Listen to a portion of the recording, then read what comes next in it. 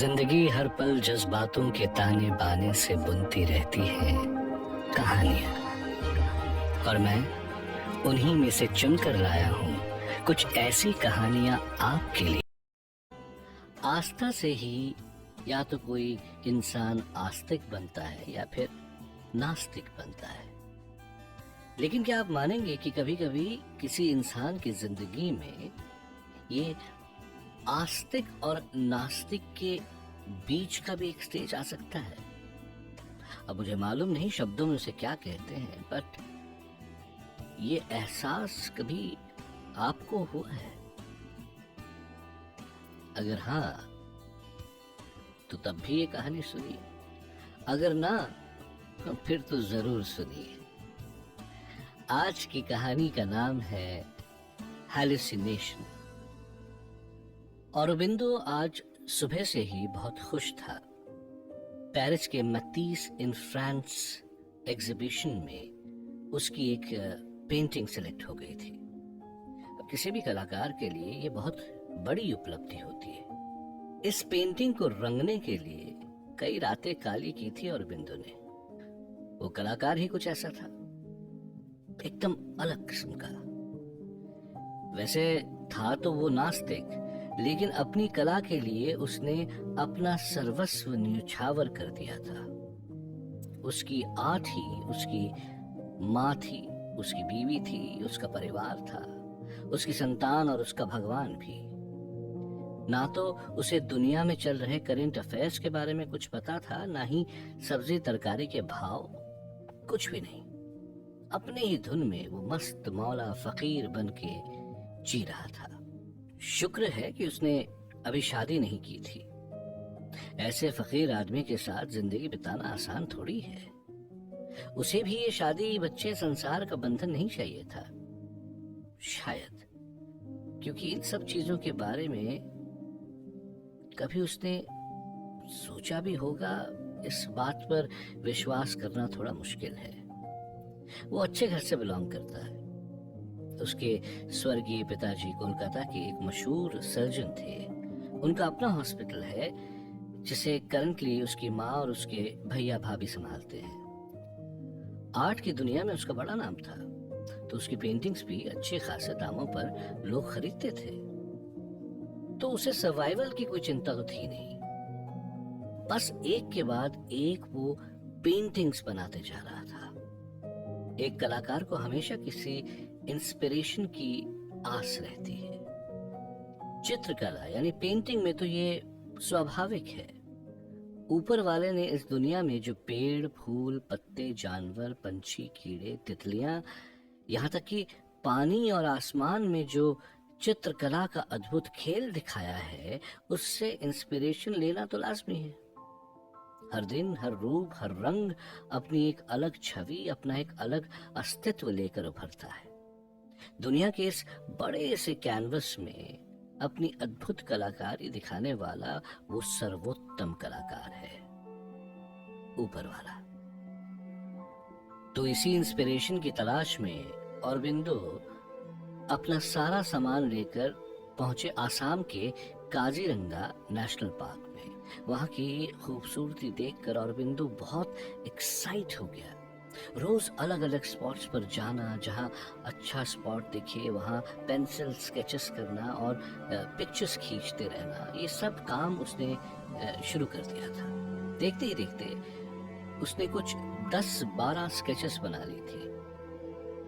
उसकी आर्टिस्टिक नजर कुछ ऐसे हटके एंगल्स ढूंढ लेती थी जिसे हम और आप जैसे सामान्य लोग नहीं सोच सकते। सचमुच उसकी स्केचेस और उसके फोटोग्राफ्स गजब के थे। काजीरंगा आए उसे 8-10 दिन हो गए थे। अब बस कल परसों वो वापस कोलकाता के लिए निकलने ही वाला था। अपना कुछ सामान उसने उसकी जिप्सी में पैक भी कर लिया था। जंगल से ड्राइव करते हुए उसकी नजर अचानक एक पेड़ के नीचे स्थापित हुए शिवलिंग पर पड़ गई। औरोबिंदो ने तुरंत गाड़ी रोक दी। वैसे तो वो एक छोटा सा ही शिवलिंग था, लेकिन औरोबिंदो की नजर को उस शिवलिंग में कुछ अलग ही बात दिखाई दी।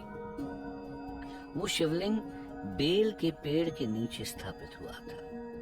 जिसकी वजह से उस शिवलिंग पर नेचुरली बेल के पत्ते और फूल अपने आप चढ़ाए जा रहे थे और प्रसाद के तौर पर बेल के फल सामने गिरकर थोड़े फूटे हुए थे, मानो जैसे किसी ने भोग चढ़ाया हो। हरे पत्ते, गुलाबी फूल और पीले फल एक अलग ही रूप से सुशोभित कर रहे थे उस शिवलिंग को। औरबिंदो वैसे तो नास्तिक था, जब से होश संभाला है वो कभी मंदिर भी नहीं गया था, लेकिन कुछ तो बात थी कि वो उस छोटे से शिवलिंग के दृश्य की ओर आकर्षित हो गया। उसने अपना कैमरा निकाला, कुछ तस्वीरें ले ली और फिर कैनवस निकाल कर स्केचिंग करना शुरू कर दिया। वैसे तो वो मजा हुआ कलाकार था और शिवलिंग का शेप तो बहुत ही सिंपल है, लेकिन आज कुछ बात जम नहीं रही थी। सुबह से शाम हो गई, लेकिन जो स्केच बनी थी वो खुद औरबिंदो को ही पसंद नहीं आई। उसने अपना टेंट निकाला और उसी शिवलिंग के सामने टेंट खड़ा करके उसमें रात बिताई। दूसरे दिन फिर सुबह उठकर उसने स्केचिंग शुरू की। सुबह से शाम तक जब तक रोशनी है वो स्केचिंग करता गया। भूख प्यास सब भूल चुका था वो। जरूरत पड़ी तो वहीं पड़े हुए बेल के फल खाकर अपनी भूख को शांत कर लेता, लेकिन स्केचिंग से ध्यान कभी नहीं हटता था उसका। ऐसे कई दिन बीत गए। औरबिंदो को अभी भी जो छवि आंखों में दिख रही थी वो कागज पर नहीं उतर पा रही थी। आजू बाजू के गांव खेड़े के आदिवासियों को भी औरबिंदो के बारे में उत्सुकता होने लगी। वो उसका हाल हवाल पूछने आते, लेकिन औरबिंदो का ध्यान उनकी तरफ कहाँ था। वो तो बस अपने स्केचेस में खोया हुआ था। इस प्रकार कुछ साल गुजर गए। औरबिंदो अब किसी साधु की तरह दिखने लगा था। बड़ी हुई दाढ़ी, लंबे बाल, अपनी तबीयत की तरफ ध्यान न देने के कारण वो बिल्कुल सूख सा गया था, लेकिन उसका स्केचिंग अब भी जारी था। एक विश्वविख्यात कलाकार को एक छोटे से शिवलिंग ने इतना परेशान कर दिया था कि उसने अपना तन मन धन, अपना सब कुछ एक पेंटिंग के पीछे न्योछावर कर दिया, लेकिन अभी तक उसे सफलता प्राप्त नहीं हो रही थी। एक दिन ऐसे ही स्केच करते करते उसको लगा कि सामने सब कुछ अपने आप हिलने लगा है। उसको लगा वो बेहोश हो रहा है। तभी उस शिवलिंग से एक तेज रोशनी बाहर पड़ती दिखाई दी। उसको अपनी आंखों पर यकीन नहीं हो रहा था। साक्षात महादेव उसके सामने थे। महादेव का रूप देखकर वो अचंभित हो गया।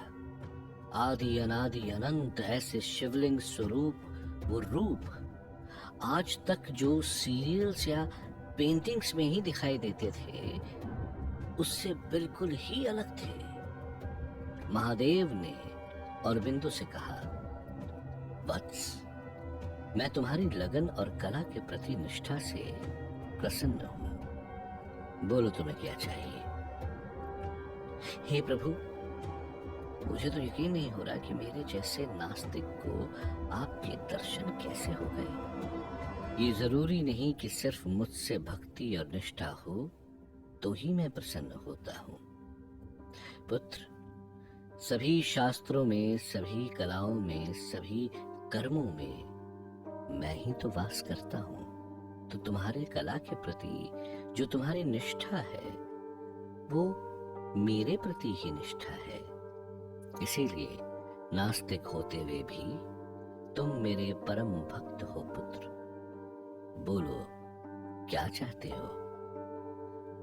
हे प्रभु, अगर ऐसा ही है तो तनिक थोड़ी देर रुक जाइए। मैं चाहता हूं कि मैं आपका ये रूप अपने कैनवस पर उतार सकूं और आपका यही रूप हमेशा मेरी आंखों के सामने रहे।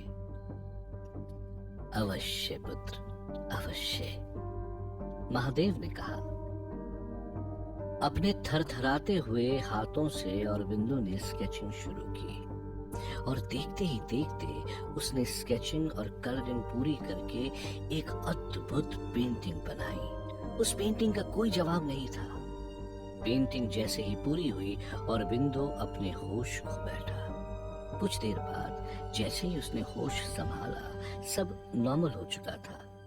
ना महादेव कहीं थे, ना उस शिवलिंग से रोशनी आ रही थी। शिवलिंग पर पत्ते फूल सब वैसे ही थे जैसे होश खोने से पहले थे।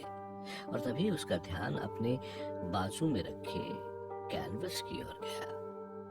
वो पेंटिंग वही थी, एक अद्भुत इमॉर्टल कलाकृति उसके हाथ से बन गई थी। वो पेंटिंग पेरिस में आयोजित हुए दुनिया के सबसे बड़े आर्ट एग्जीबिशन में चुनी गई। औरबिंदो की बहुत तारीफ हुई वहां। जब कुछ रिपोर्टर्स ने औरबिंदो को इस इंस्पिरेशन के बारे में पूछा तो औरबिंदो ने उन्हें अपनी हकीकत बताते हुए कहा कि शायद ये एक हैलुसिनेशन था। इतने दिनों से भूख प्यास भूल कर जिस लगन से मैं इस पेंटिंग के पीछे पड़ा हुआ था, शायद उसी वजह से ये हैलुसिनेशन हुआ होगा। लेकिन जो भी हुआ, इससे अच्छा तो कुछ मेरे साथ हो ही नहीं सकता था। अब इस कहानी में जिसे हैलुसिनेशन कहा जाता रहा है, कहीं वही आस्था तो नहीं। लेकिन अगर कोई चीज आस्था से भी ऊंचा है तो वो है अपनी आस्था पर विश्वास। औरबिंदो की आस्था उसकी कला थी और उस कला पर उसे पूरा विश्वास था।